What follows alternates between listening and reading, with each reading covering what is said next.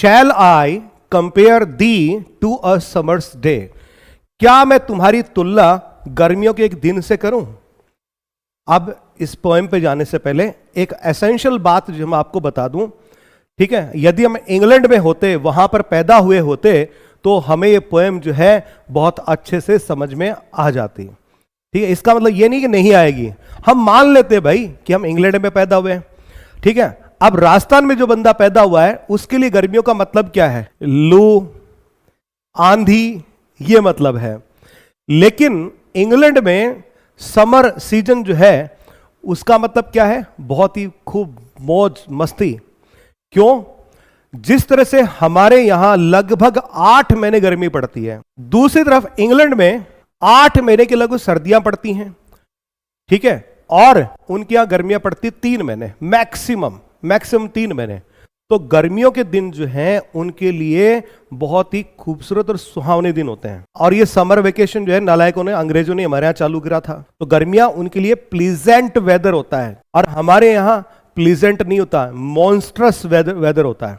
अब ये बात क्यों कर रहा है, अब समझना इसको, क्योंकि समर जो है, समर सीजन इनके लिए अच्छी होती है। बाकी के दिनों में ये कपड़ों से लिपटे रहते हैं, सर्दियां पड़ती रहती है।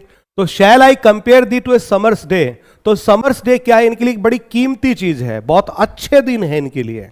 तो क्या मैं उन समर्स डे के अच्छे दिनों से तुम्हारी तुलना करूं क्या?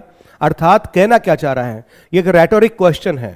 तो shall I compare thee to a summer's day, तो रेटोरिकल क्वेश्चन है जहां पर सवाल पूछा जाता है किसी आंसर की उम्मीद में नहीं, अर्थात इसको आंसर नहीं चाहिए, इसको आंसर पहले से ही पता है कि नहीं, मैं तुम्हारी तुलना, ए दोस्त, ए मेरे हैंडसम दोस्त, खूबसूरत दोस्त, मैं तुम्हारी तुलना जो है वो समर्स डे से नहीं करूंगा। तो पोइट क्या कह रहा है कि मैं तुम्हारी तुलना करूं क्या? तो ये क्या एक रेटोरिकल क्वेश्चन है।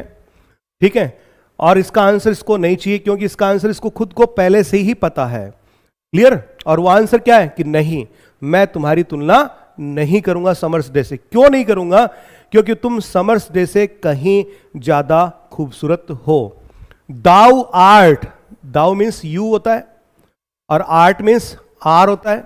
Thou art more lovely and more temperate, अर्थात अच्छा, मोर का प्रयोग कब करते हैं? कंपैरिजन करने के लिए, तुलना करने के लिए करते हैं।